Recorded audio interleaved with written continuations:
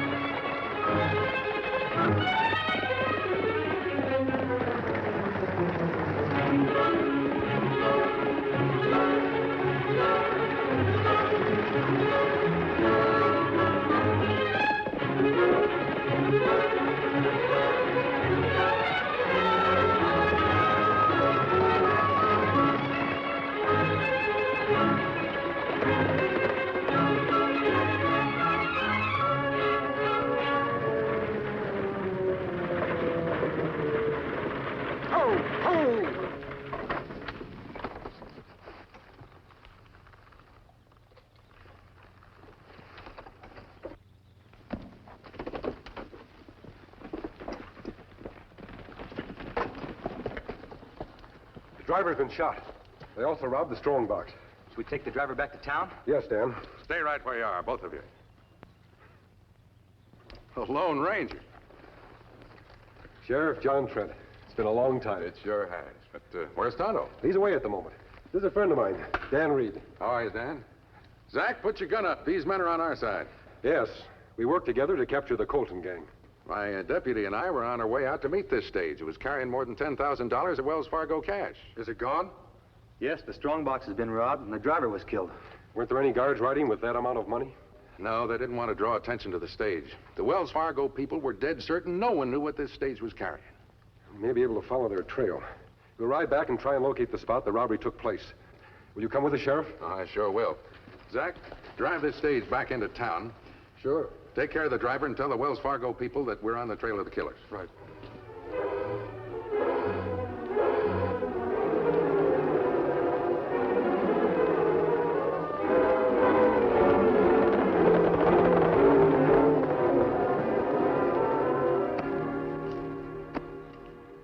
That's the last of it, over $10,000. Well, good that money will do us out here. I think we ought to divide it up and ride out of this territory. Don't be in such a hurry, Mason. Hiding the money is all part of the boss's plan. Yeah, but he's not taking none of the risks. We wouldn't even have the $10,000 if he hadn't tipped us off. Now relax. Miller's right, Hook. If we all left town right after the stage robbery, the sheriff would be on our trail quick and you could blink an eye. This way, we go back to Orville and wait for the ruckus to die down. We can even demand that the sheriff bring in the outlaws. When he doesn't produce them, we'll have a good excuse to leave town. Suppose the sheriff already picked up our trail. What's he going to do? Arrest 3 honest prospectors? That might go for you two, but not me. If the law catches me again, I get put away for life. And you can bet your last nickel I won't be caught. Not alive. Just use your head and you won't get caught. Now what are you doing? Putting this map I just drew of this place in a safe spot. See that you don't lose that map, Mason. Without it, we'd never be able to find this spot again. All these rocks around here look alike. Come on, let's eat. Mason, you build up the fire. We'll get the grub. Then we'll head back to town.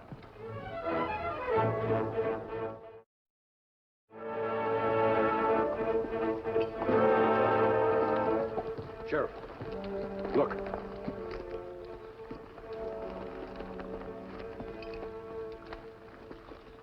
The tracks are leading right up to that smoke. Seems like they're taking an awful chance camping out in the open like that. Maybe they've left camp already. We'd better move cautiously. Dan, you go with the sheriff. Approach the camp from the right. I'll go in from the left.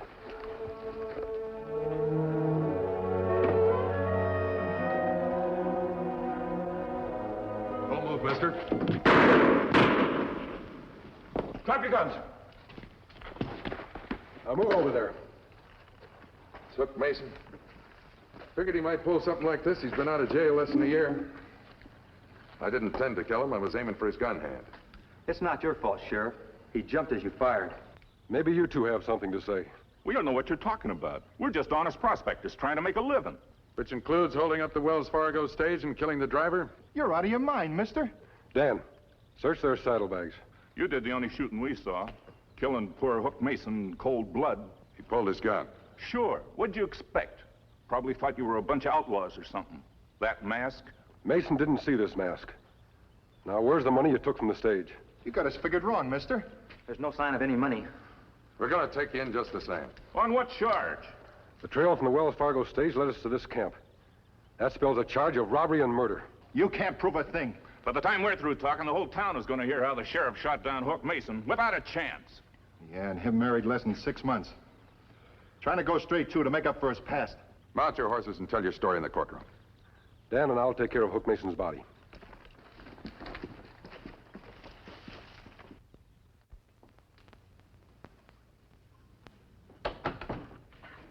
Crow, I don't know what makes you Hello, think... Sheriff. I expected you to be busting in here. I see you've read the paper. You're doggone right I have, Crow. How can you sit behind that desk and write lies like that? I write what I believe, Sheriff. You have no evidence against Miller and Holt. Furthermore, that badge doesn't give you the right to go around shooting innocent people. It was Hook Mason's life or mine.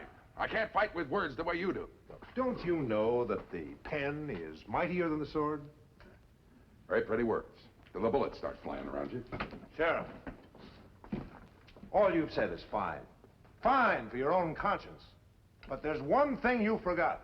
Yeah, what's that? Hook Mason's widow. What happens to her?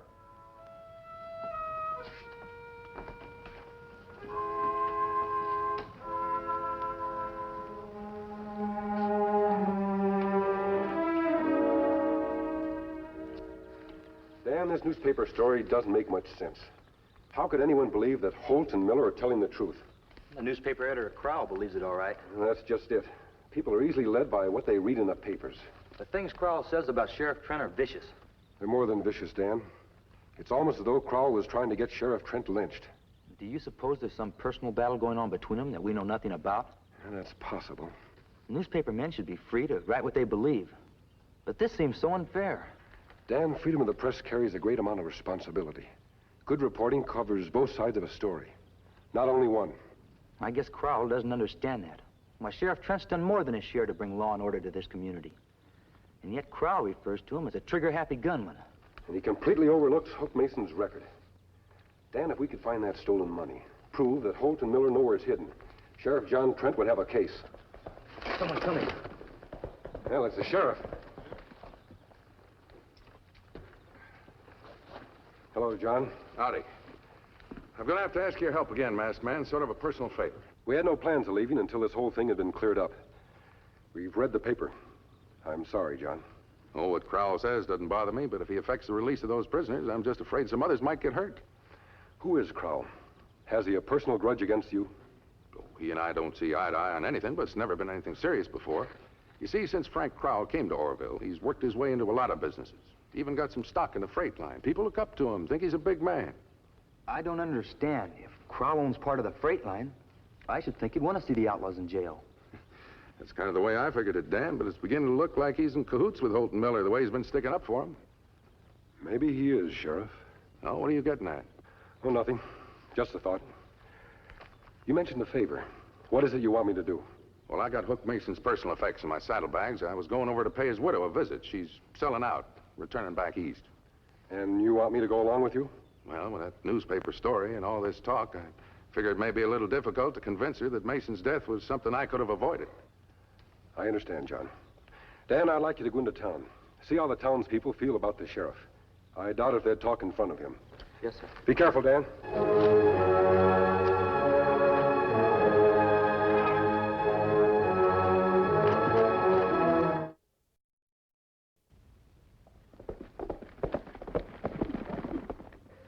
So I figured, Mrs. Mason, with all these stories going around, you ought to hear my version. What can I do, Sheriff? Agree that you were right to kill my husband? Believe me, Mrs. Mason, it was self-defense. Sheriff Trent had no alternative. Then why is it that every problem has to be settled with a gun? We hope it won't always be like that, Mrs. Mason. But as long as criminals prey on innocent people, justice has to fight back firmly. Meaning that my husband was a criminal? Mrs. Mason, I know it's hard for you to understand, but Hook was an outlaw. His time in prison didn't change that. When we were married, Hook put his past behind him. I just wish I could make you understand. I'm afraid you can't, Sheriff. And so if your business here is finished. Well, I know you're going to be needing money, Mrs. Mason, and if there's anything you'd like to sell, maybe that gun and gun I'm not belt. looking for charity, Sheriff. This gun is not for sale, not to you. I'm sorry, Mr. Mason. Mrs. Mason, about your husband's gun and gun belt. Yes. You see, I'm sort of a collector. The gun is distinctive. I would like to buy it. But I wouldn't even know what it's worth. Would you accept $100? $100? But surely it's not worth that much. Believe me, it is. You're very kind. Thank you. You may have it. Mrs. Mason, if there's anything I can do, please call on me. Thank you. Goodbye.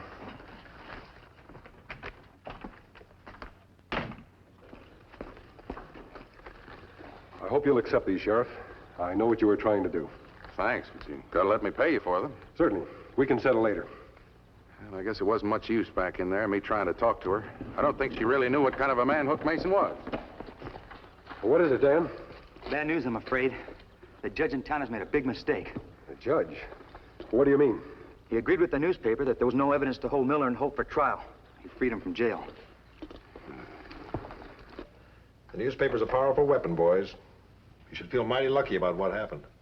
Kind of makes me feel sorry for poor old Sheriff Trent. You should feel a lot sorrier for Hook Mason. He isn't going to be around to share in all that wealth. Neither will we, unless we get that gun belt off his body.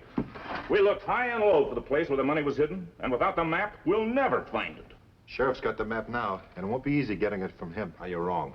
All of Hook's things have been returned to Mrs. Mason.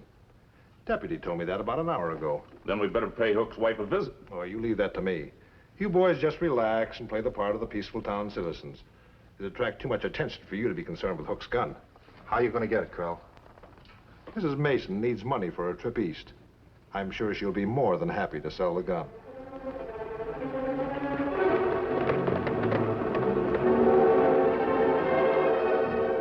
And I'm sorry to see you leave, Mrs. Mason. A pretty woman like yourself is a welcome sight in this grubby town. I think it's for the best, Mr. Crowell. I guess you know how I feel about your husband. Well, the whole thing was just terrible. Please, I'd rather not talk about it. Well, of course. And, oh, by the way, I'm willing to make you a very good offer for your husband's gun. Hook's gun? Don't tell me you're going to be like all the rest of them, Mr. Crowell. I thought you were a man of words, not weapons. Well, I'm making a collection of weapons. It's sort of a hobby. Well, I'm afraid you won't be able to add this one to your collection. I've already sold it. Sold it? Well, who bought it? A friend of Sheriff Trent's. I don't know his name, but he gave me a very good price for it, and, well, I really needed the money. Oh, well, of course. I suppose the cartridge belt was included? Well, yes, but surely that wasn't important. Well, to a collector, yes. Well, thank you very much, Mrs. Mason. I'm sorry to have troubled you. Well, that's quite all right. Thank you for coming. Good day. Good day.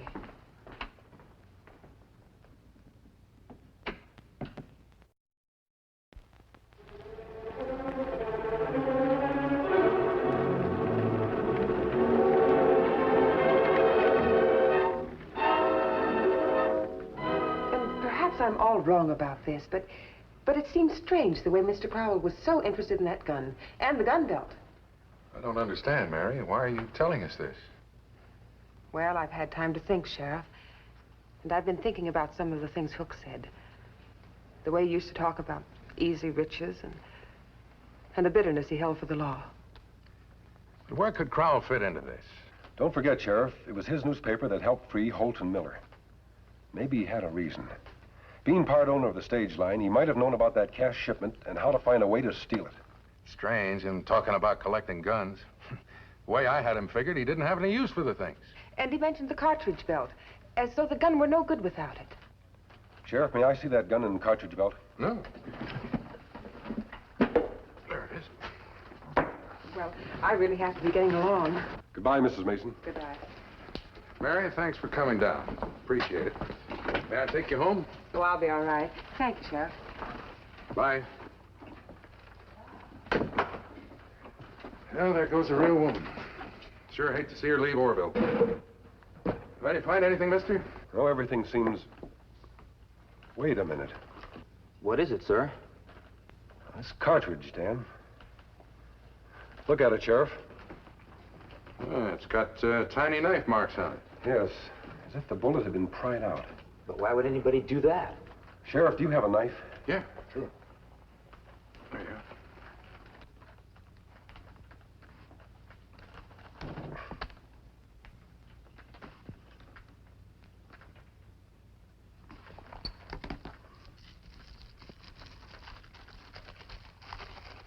What in the Sam Hill is that? It's a map. But a map to what? Castle Butte, Little Mesa. Now, this represents the area where we first captured Holt and Miller. All the rocks out there look the same.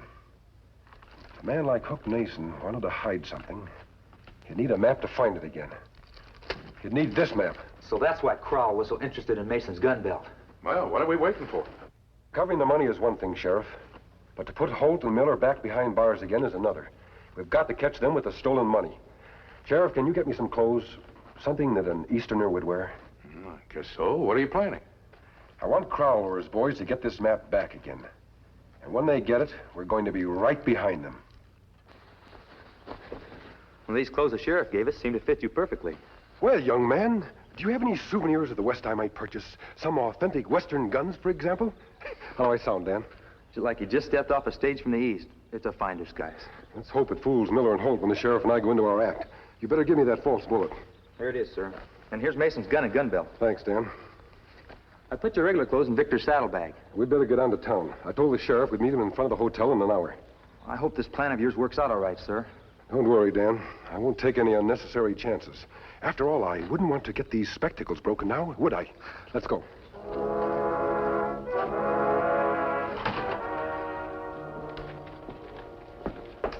Sheriff! I looked over this gun, and it's only worth $20. No more, no less. Well, that's too bad. My friend wants a little more than that. Incidentally, Sheriff, he ought to be more careful about the cartridges he intends to use.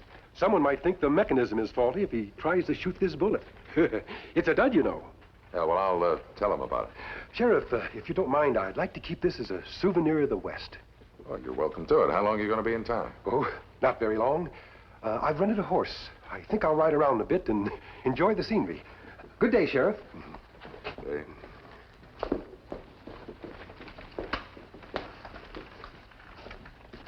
Miller, get Crowell. Tell him what happened. I'll get the horses and we'll follow him. Isn't this awfully dangerous, sir? It's the only way, Dan. I have to do this alone. Now, you join the sheriff and do exactly as we've planned. Right.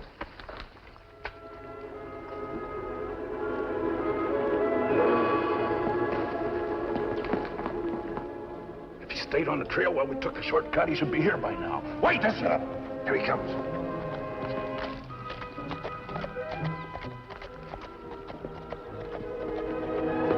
Get off that horse! Well, what's going on here? Get off that horse! Say, why you can't do a thing like that? Where's that bullet you were talking about? Bullet? Yeah. The one you took from the gun. The one you were checking for the sheriff's friend. Where is it? Oh, the bullet. Yes, sir. You mean this one? Why, you...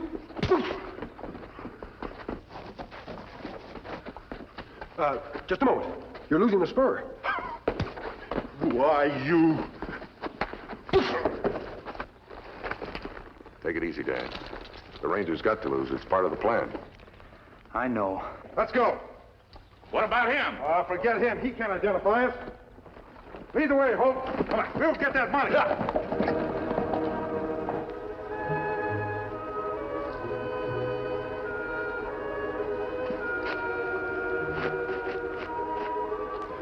right, Dan. You go after Victor. I'll join the Lone Ranger. This time we know where those three are heading.